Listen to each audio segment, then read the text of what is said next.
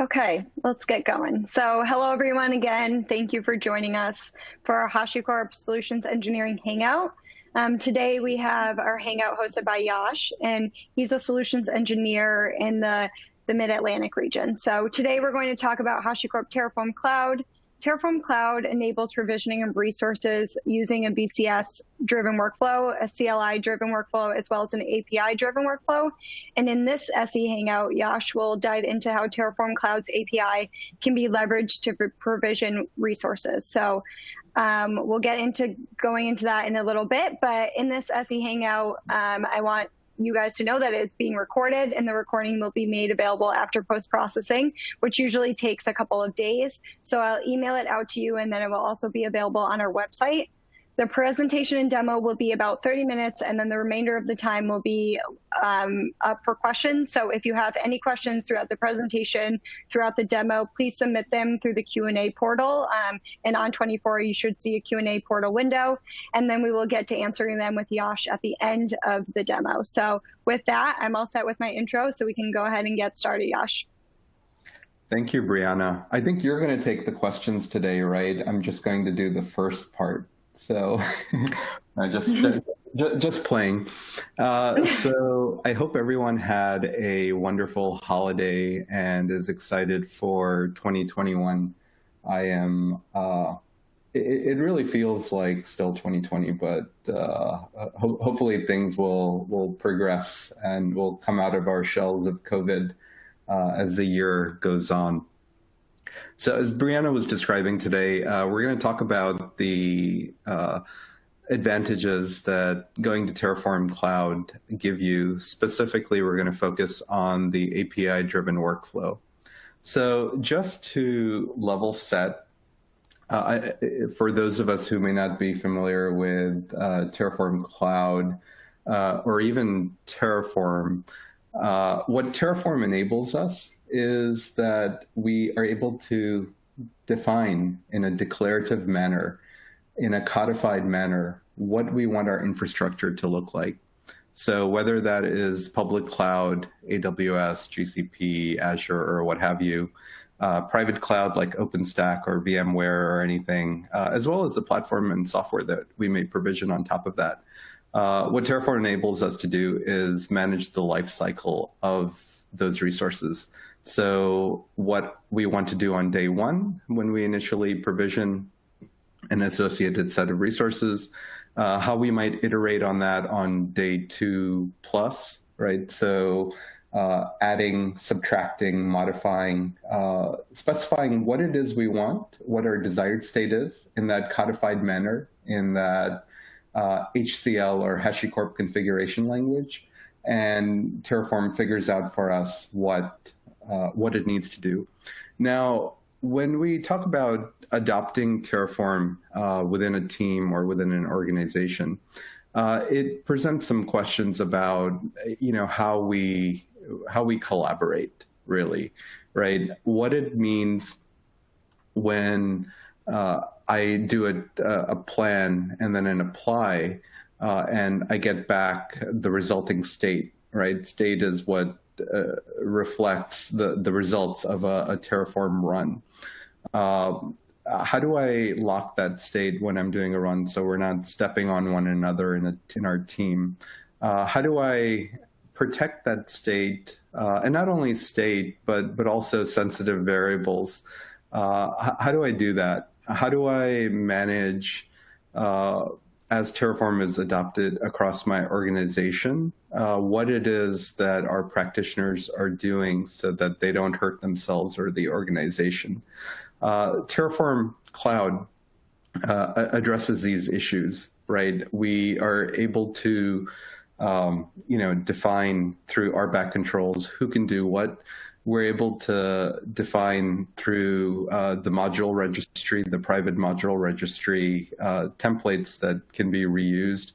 We're able to define through the Sentinel policy as code language, guardrails around what it is we're able to do so that, we don't end up with cloud overspend, so that, we don't leave ourselves exposed.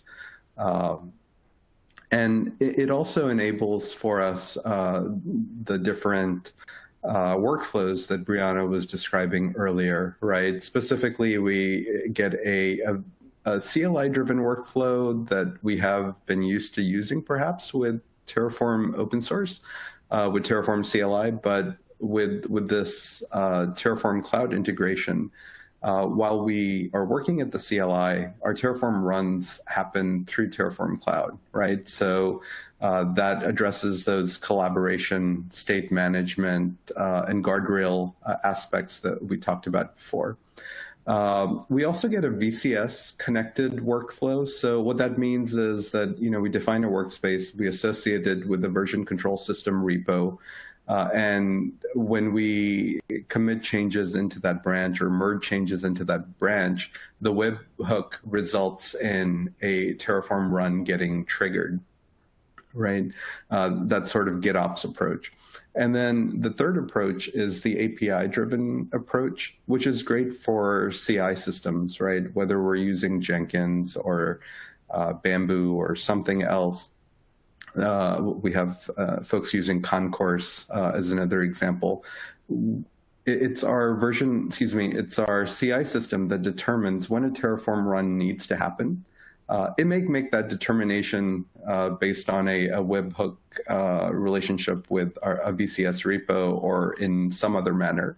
But it makes that determination and then makes API calls to Terraform Cloud to actually initiate that run. And that's what we're going to walk through in our demo today.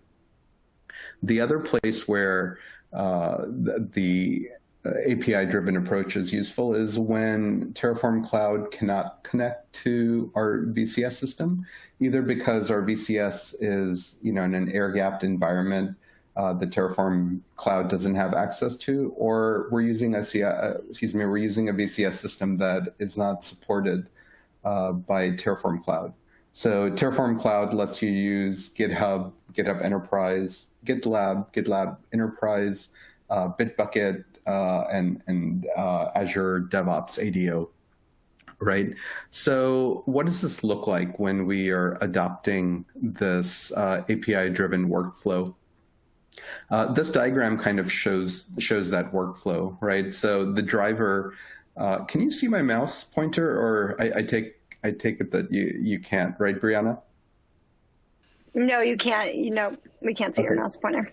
So the Jenkins icon on the left side, as the first step 0, what it does is it gets the Terraform config from whatever our version control system is, and then it goes on to create a workspace and assign team access. And these two steps have an asterisk next to them, step 1 and step 2, because they're likely only done when we have a new workspace, right? All the other steps that I have listed here will iterate upon each time we want to do a Terraform run.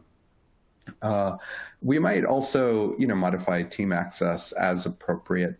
As how that workspace is being used, who it's being used by may change, but generally those two steps just happen once for a given workspace. The next thing we'll do is, our Terraform code is parameterized using variables, so we'll set values for the variables. We will create what we call a configuration version, right? This will give us an upload URL for that next run that we're going to do. And then we upload the configuration, right, our Terraform config that came from our VCS.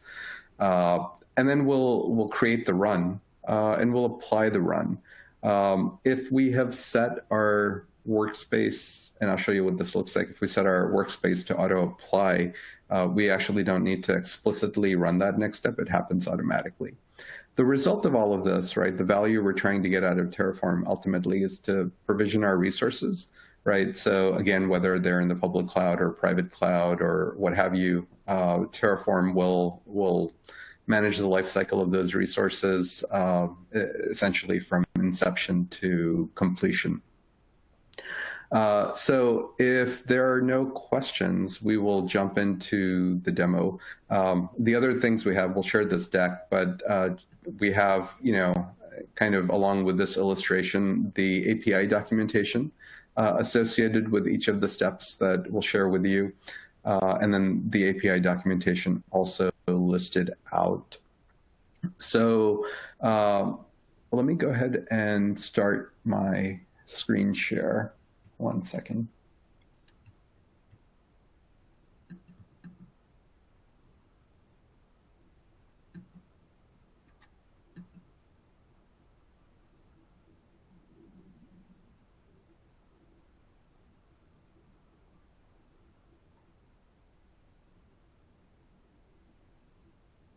Is that coming through? Do you see my screen instead of the share, instead of the slides, I mean? Yeah, so for everyone that is an attendee, just click on the media player, and that's how you'll see the screen share versus the slides. So just make the media player full screen, and then you'll see the screen share. But yes, we can see the screen share. Great, fantastic. So I have, what we're stepping through here is in a public Git repo. So I'll give you that as well as a takeaway. What I'm walking through here is taken from the API documentation for Terraform Cloud, right? So that API documentation is exhaustive. It is complete. It reflects the entire API. What we are doing here today is looking just at a subset of those APIs, to do what we described earlier, right? Those steps of creating a workspace and setting variables and so forth.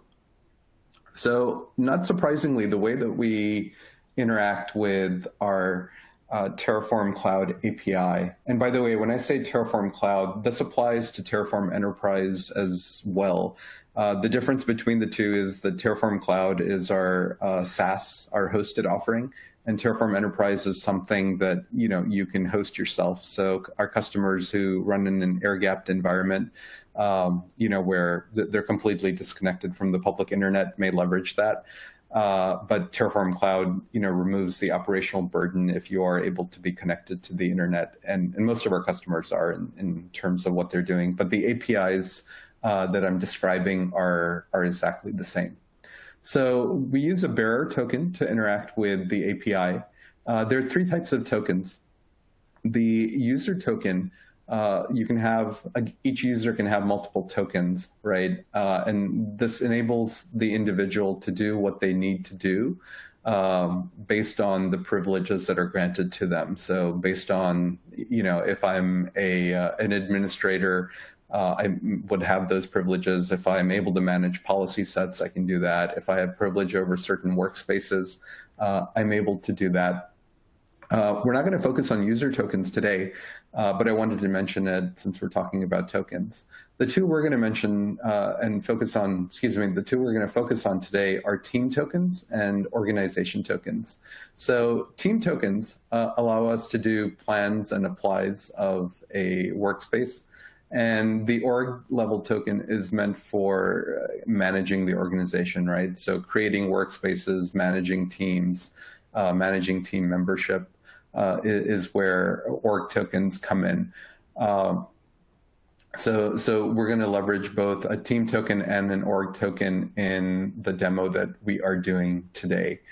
Now, to kind of help me a little bit and hopefully help you so that the code I'm sharing here is reusable, I'm setting some environment variables to help us along a little bit. The tokens that we're using today, as well as some of the other parameters, they're coming from Vault.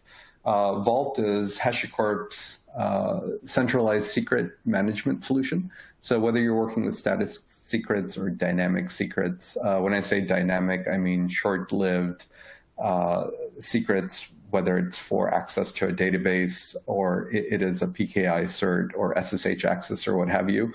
Vault allows you to centralize your secrets, and then you have to authenticate whether you are a human or a machine or application or what have you to gain access to the secrets that you need, and your authorized access based on the policy associated with your authentication.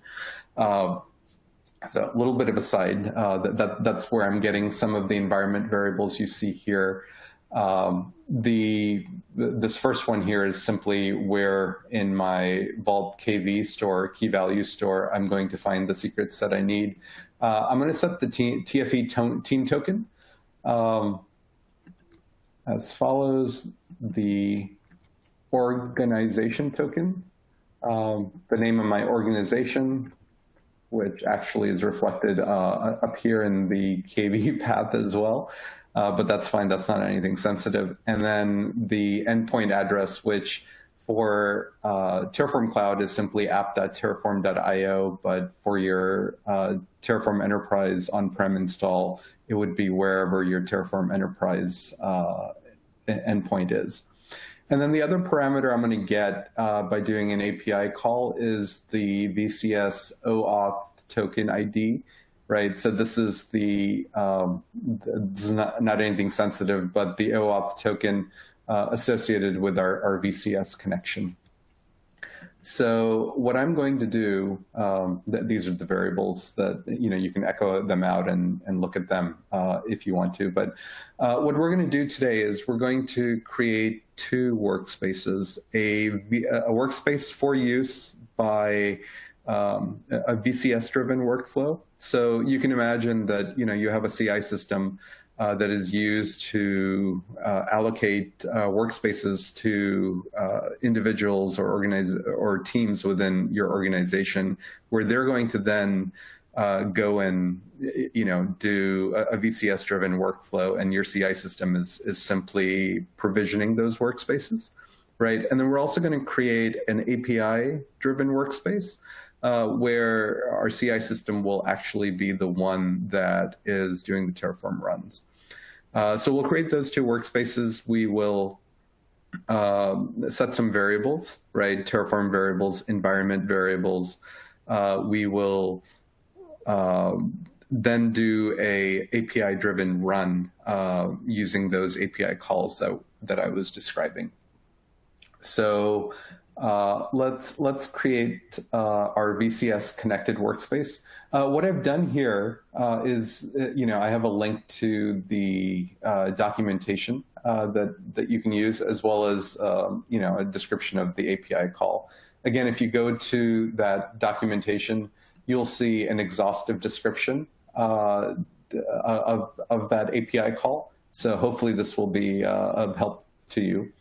Again, to make the payload I'm describing reusable, I'm setting some environment variables. So for our VCS connected workspace, in addition to setting the workspace name, the version of Terraform I want to use, I'm going to specify for the VCS repo the working directory, right? So if it's blank, it's the top level. But for example, if within the VCS repo my Terraform code was at the Terraform path, I could specify that here. The name of the VCS repo, which should be accessible. So it's okay if it's a private repo, but it should be accessible based on the VCS connection that we have. So I'm not demonstrating it today, but I expect that when you're doing this, you have the VCS connection set, you have whatever policy sets you have defined set, and so forth. And then the VCS branch is the other parameter for a VCS connected workspace. Leaving it blank just means it's going to use whatever you have set as the default branch for that VCS repo. So let me set those environment variables. And then I'm going to generate... Just quickly, sorry, Yes. Do you mind zooming in a little bit on both screens? We just had someone ask if we could magnify it a little bit. Yep, absolutely. I'm on like a big 25-inch display, so what may work for me may not work for you. So thank you for asking about that. Hopefully that's better. Let me know if it isn't, and we'll make it a little bigger. Okay, so perfect. Let's go one more. Yeah, there we go. Thank you. You're welcome.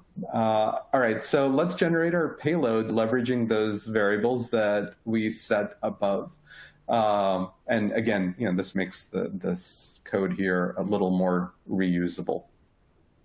And then, you're going to use whatever system you're using for making your API calls, whether it's Python or, you may have a shell script that does curl. But for our example today, we're just going to make curl calls.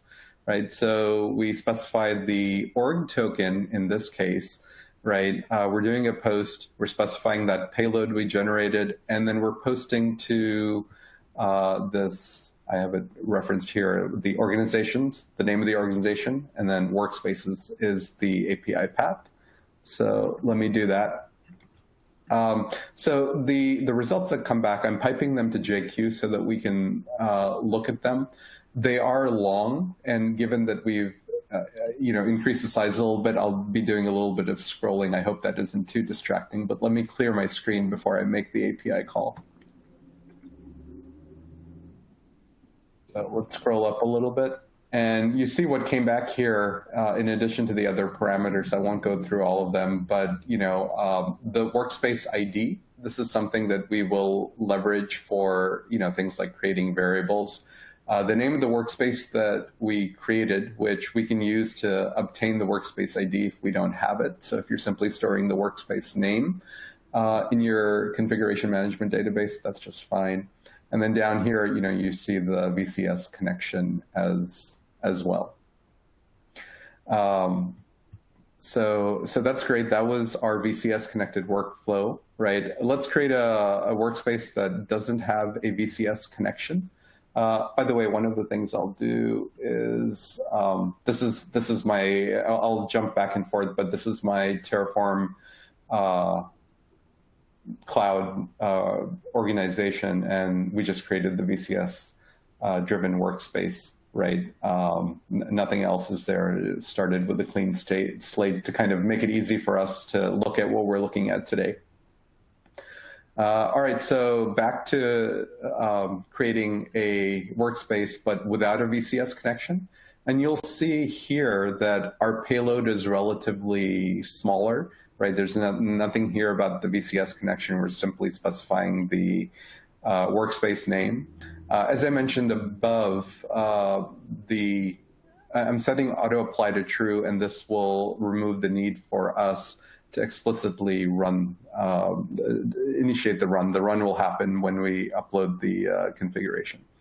So let's set our workspace name. Let's generate our payload, and then let's make our call, right? And jump over here. That'll appear in just a moment. And then again, here's our workspace ID and the name, and there's nothing here about a VCS connection. Great.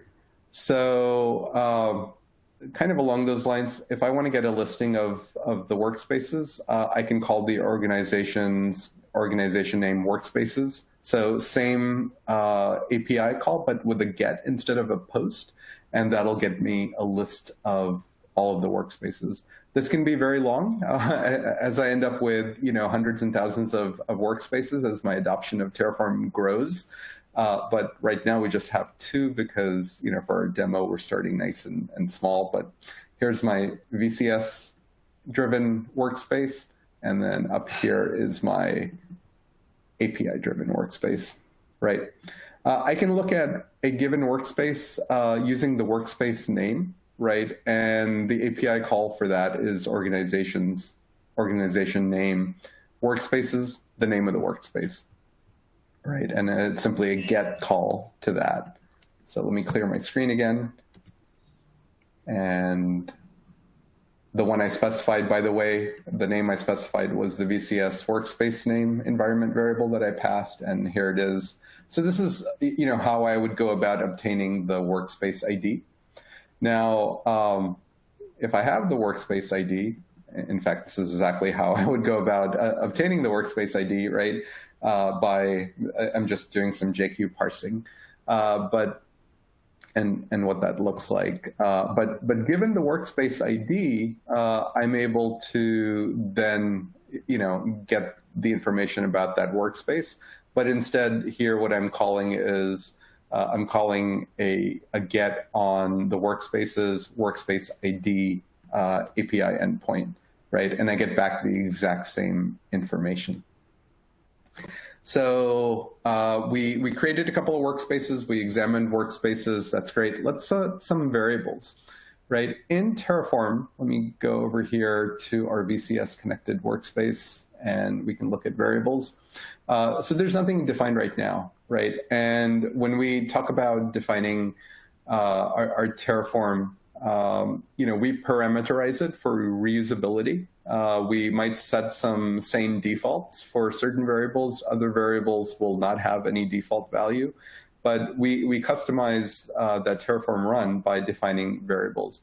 There's two types of variables. One are the Terraform variables, right? And then environment variables come in where, perhaps for, it's provider specific, but just I'll use a simple example that we'll look at today is, let's say I'm using the AWS provider.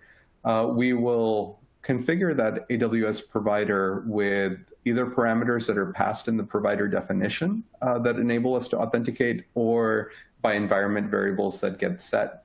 We can also use the Vault provider to obtain short-lived dynamic AWS credentials for that Terraform run.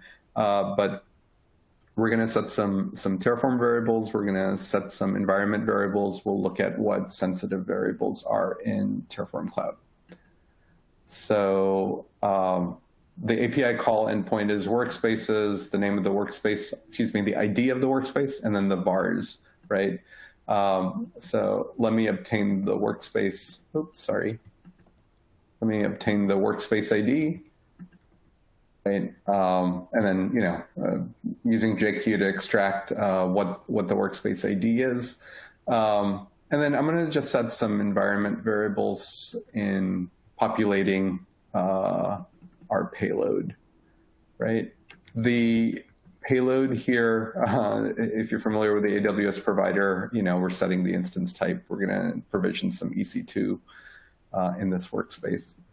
Let's do a call to that API endpoint, and we get back, the key, right, and the value, right? So the variable I set and the value that I set it to, I see that it's a Terraform variable by the category indicator as opposed to an environment variable. I'm going to go through this a little bit faster for the second one.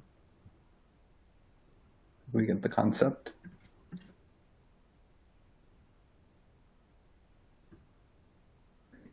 And now we're going to set some environment variables, right? This is environment variables for the Terraform run, not the environment variables that we've been using here to facilitate our work. I am setting cloud credentials. So one of the things I'm doing here, in addition to marking it that this is an environment variable as opposed to a Terraform variable, is I'm marking it as sensitive equal to true. So that's my payload, right? And then when I make that API call, you see the response that I get back. The key is indicated, the variable I defined, but the value is null because it is sensitive, right? So you don't have to worry about it. If your CI system were to log the response, that gets cached someplace. So if I come back over here and I look at, let me just refresh this. So I've set, the instance type, the AWS region. Those are Terraform variables. I set the values I set them to. I've set this environment variable because I marked it as sensitive. It's write only, right? So one of the things that Terraform Cloud does is it uses the Vault. I think I said this already, but it uses the Vault Transit Secret Engine to encrypt everything. But the other thing is that sensitive variables are marked write only. So while Terraform can use that variable for doing a run, no one can ever see it, right? So let me do the same thing again for the other variables that we need. Again, going through this a little bit faster because it's repetitive.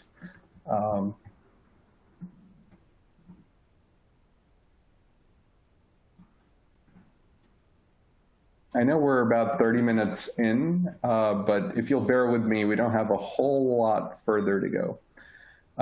So we're done with this workspace, with this VCS-driven workspace. This workspace now, you could also connect it to workspace-specific policy sets as opposed to, just global policy sets if you need to.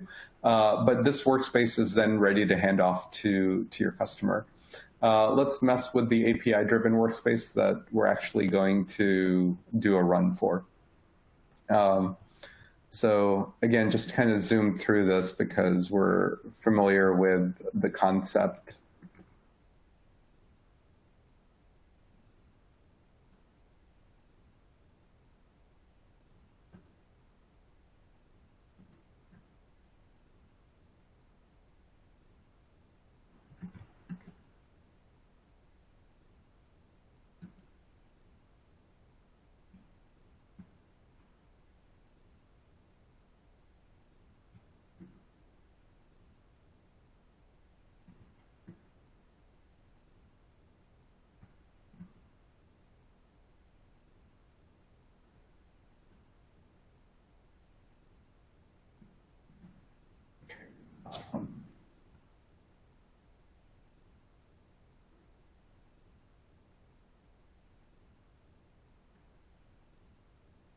All right, so our variables are set. Let me come back over here and we can refresh and look at that, right? Same thing. The next thing I need to do, when we upload our configuration, we upload it as a tar.gc file. So I have the contents here in a directory called tfconfig. Again, this might be coming from a VCS repo, but let's just take a look real quick at our Terraform code. This is a subset of the code, just looking at what's in the main.tf file.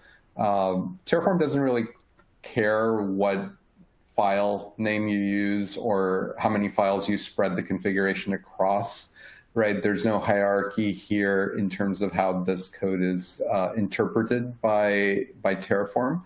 But we have some, kind of general practices that will keep others who are looking at your code happy. So I'm specifying the version of Terraform that we should use greater than 0.12.23. I'm defining my AWS provider.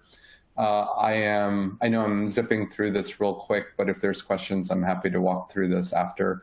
I'm pulling the latest Ubuntu 18.04 image from Canonical, and then I'm going to create an AWS EC2 instance using that machine image that we pulled using the instance type that we're specifying, this variable called instance type. It's going to go in this availability zone that is based on the AWS region variable I'm defining, and I'm tagging my instance. Please tag whatever it is you're creating so that if someone else is looking at it later, it helps them understand not just the purpose, but who's behind it. So please tag your stuff. So that's my, or at least a portion of my configuration. I'm going to run tar to create this tar.gz file. The next thing I need to do is I need to create a configuration version, which I do via this API call, posting to workspaces the workspace ID, configuration versions. So let me obtain my workspace ID that I need. This is a super simple JSON payload. I'm specifying, the configuration versions type. And then let me obtain the URL, the upload URL by making a call to that endpoint. And let's just see what that looks like. Now the question arises, well, what can I do with this, right? Am I worried about, is this sensitive? You can't do anything without this, right? This Archivist Terraform IO endpoint. You can't do anything with this without the bearer token. So let's upload our configuration, right? And what's going to happen over here, you'll see that this has triggered a run. Let me examine this run. All right, so what our Terraform code is doing is it is creating, oh, sorry, the plan finished. It's creating this AWS instance with these parameters.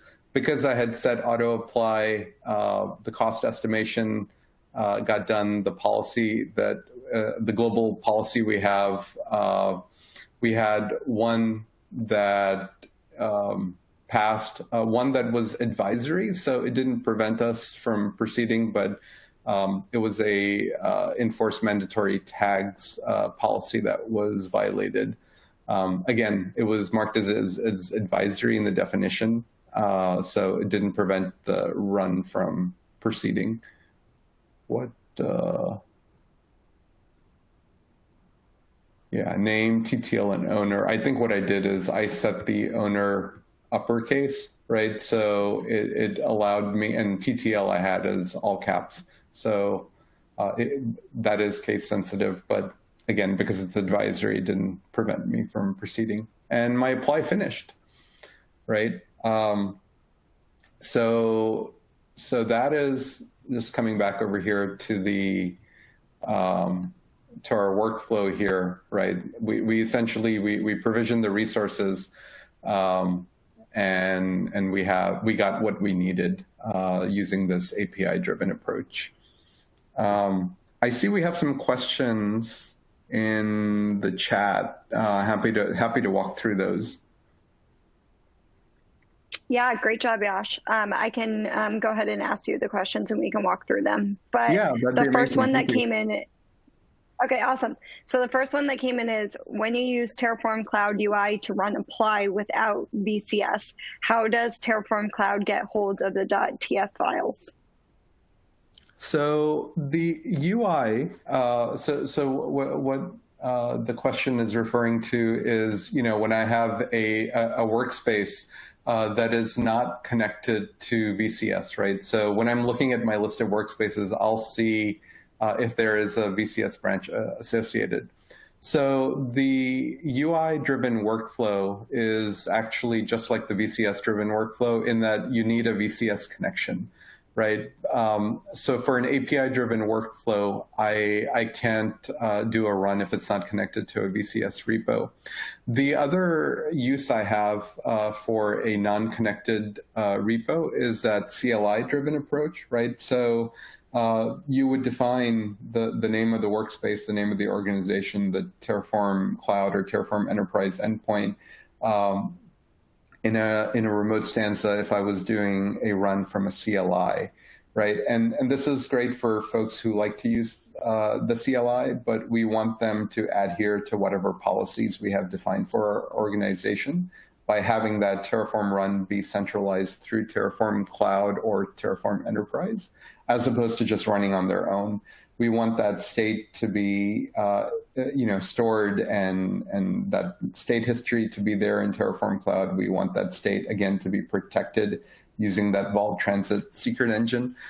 So if you want to use the UI, you need the workspace to be connected to VCS. Perfect. And that answers the next question, was why do we need a VCS?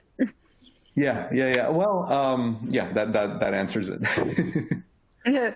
Okay, so awesome. So the next question was, what is the value prop of using Terraform Cloud with APIs rather than a CLI? What is your recommendation there? Yeah, great question. So I take it the question is around the use of Terraform using in a CI pipeline, right? The value, in addition to what you get from Terraform Cloud state management and so forth, guardrails and all that, the value is that when you run a CLI and the response you get, right, you would need to parse it and analyze it and all those things. It may not be what you expected. An API is a contract, right? You have a well-defined call where you give certain parameters and you can expect a certain response with certain parameters, with a certain response code and so forth. So because a CI pipeline has a programmatic approach, it's very natural to want to use an API as opposed to a CLI to do those runs, right? You get more predictable results. You have less troubleshooting to do when something doesn't go as you expected. Great. Thank you. Okay, so the next question was one that came in while you were doing the demo. So it says, wouldn't we add variables in separate TF files and run TF apply commands? How is the variables, it was in your step number 3, different from regular provisioning? I'm not sure if I followed the question. I'm sorry, could you say it one more time? Yeah, and it could be because it was during the demo, so maybe. So when we add variables in separate TF files and run TF apply commands, how are the variables in step number 3 different from regular provisioning? Okay, yeah, so the convention is to define our variables in a file that we label variables.tf. Really, they could get anywhere. They could end up anywhere, right? So as you see here, you may, when you define a variable, you may have a default assigned, right? If you have a default value, and that's the value you want to use, you don't have to then instantiate that variable, right? Like we did, over here, I'm overriding a default, right? Or I may take the approach of, well, I'm going to define a value for every variable. Some people take that approach, and that's okay too. Where a default is not defined, you must instantiate that variable in your Terraform workspace in order to do a run. If you don't, you'll get an error back and it won't be able to proceed. So it's a combination of two things, right? It's defining the variable, and then it's setting a value for the variable. Great. Okay, so the next question that came in was, someone is coming from a company that used code stored in Azure and AWS, but now their company, everything is on-prem, but they want to improve automation, and they were asking, how can Terraform help me? They plan to use containers with OpenShift for Java apps, WeLogic, etc. Is there any recommendations from you? Yeah, great question. So, whether our applications are running on OpenShift or, we've been on AWS or Azure, the question arises, well, what is the approach we use to provision our resources? Yes, we're going to schedule our workloads and so forth, but we need some infrastructure on which to schedule those workloads. And Terraform provides us, again, a consistent approach, a consistent workflow, regardless of the platform that we are on, right? So you've been using Azure, you've been using AWS, you're moving to OpenShift on-prem. That's great. You may do something else tomorrow, right? Whether that is, by choice or by circumstance, right? Companies acquire other companies, and you may be taking one approach and another company has taken another approach. By adopting Terraform, even though we're working on, different infrastructure, different platform over time, Terraform gives us that common workflow, gives us that common language, and that reduces the time to essentially get productive and deliver value. Right. If, for example, I've been using CloudFormation on one cloud provider and another cloud provider has a different language now, ARM templates, right? That presents a learning curve. But if I'm doing Terraform today and I'm doing Terraform tomorrow, it just means that tomorrow when I adopt that new platform, I can be productive that much faster. Great. Okay, so the last question that came in was asking where the Jenkins is coming from. Yeah, great question. I was using Jenkins as an example of a CI engine, right? It could be Bamboo, it could be other things. We didn't do anything today that is Jenkins specific. We were focusing on how to use the API. Right. When I think about building a pipeline in Jenkins, I'm going to think about how do I integrate with Vault if that's where my secrets are coming from? How do I do my API calls? How do I analyze the results? But yeah, our focus today was, leveraging the API, which applies whether you're using Jenkins or anything else. Okay, great. And we had one more come in just now. So on variables, if I want to use AWS Region Variable inside variables.tf and Terraform.tf do I have to define it in Terraform variables? So the Terraform.tf vars file, is that what the question was about? Sorry, I didn't quite follow. Yes. Yep. Okay. So on variables, if I want to use AWS Region Variable inside variables.tf and Terraform.tf vars, do I have to define it in Terraform variables? Yeah. So great question. Terraform.tf vars file is something that is used by the Terraform CLI. I believe the approach is terraform.auto.tf vars, but I could be getting the name wrong. If you wanted to set a default that way. But generally the approach with Terraform Cloud is, yes, the variable must be defined somewhere in your Terraform code, whether you place it in variables.tf or any other file with the .tf extension. If you want to override the default, or again, if there is no default set, the way to do that is by defining that Terraform variable in whether it's via the API or, if there's if someone's using the UI-driven workflow and they go into the UI and set that variable's value, is how you would go about doing it in Terraform Cloud and Terraform Enterprise. Great. Thank you, Yash. So that was the last question. Thank you for the demo. Thank you for all your expertise on the questions. And as I mentioned earlier, the Hangout was recorded, and I'll send the recording as well as the slides to you all in a few days. Everyone that registered will get it. And if you like what you heard today and want to start exploring Terraform or Terraform Cloud, I encourage you to check out our Learn site, which is learn.hashicorp.com. And we also host a number of workshops. We have Terraform Cloud workshops and workshops for all of our other tools as well.